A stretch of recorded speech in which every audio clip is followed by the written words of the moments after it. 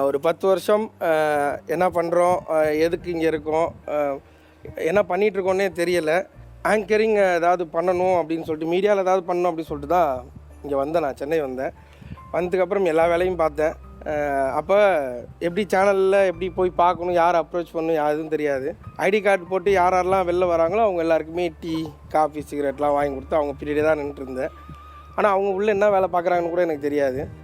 அதுக்கப்புறம் இப்படியே போயிட்டு இருந்து சரி முடிஞ்சு போச்சு அவ்வளோதான் அப்படின்னு சொல்லிட்டு அப்புறம் ஊருக்கே போயிடலாம், ஏதாவது அங்கேயே பார்த்ததுனா பண்ணிக்கலாம் அப்படின்னு பார்க்கும்போது தான் விக்கி பற்றி சொல்லணும். விக்கி முதல்ல வாய்ப்பு கொடுத்தான், பண்ண முடியுமாம்மா, நீ நல்லா பண்ணுவேன், ஷோ பண்ணுவேன் அப்படின்னு சொல்லிட்டு அவன் வாய்ப்பு கொடுத்தான். ஸோ அதுக்கப்புறம் அப்படியே ட்ராவல் ஆனிச்சு. எந்த நம்பிக்கையுமே இல்லாமல் என்னை கல்யாணம் பண்ணவங்க தான் அவங்க, என் ஒய்ஃப் ஷாலினி. ஸோ அவங்க நல்லா, அவங்க வீட்டில் எல்லாருமே நல்லா படித்தவங்க. அவங்க அப்பா, அம்மா, அண்ணன் எல்லோரும் நல்லா படித்தவங்க.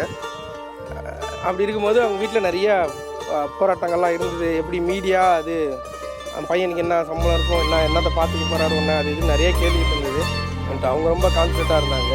அது எங்களை இவ்வளோ தூரம் ட்ராவல் பண்ணி கொண்டு வந்தது. முதல் நாள் பிறந்ததே முதல்ல இங்கே தான் நான் கேட்டேன். இங்கே தான் முதல்ல சொன்னாங்க. நான் என் குழந்தையும் போய் எனக்கு பார்க்க முடியல.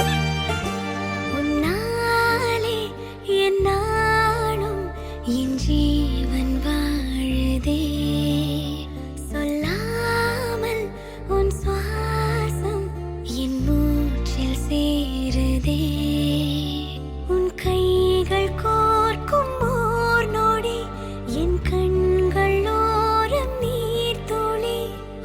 அவருக்கு பெண் குழந்தை பிறந்திருக்கு. பாஷைகள் எதுவும் தேவையில்லை, சிறு புல்லில் உறங்கும் பனியில் தெரியும் மலையின் அழகோ தாங்க. சித்து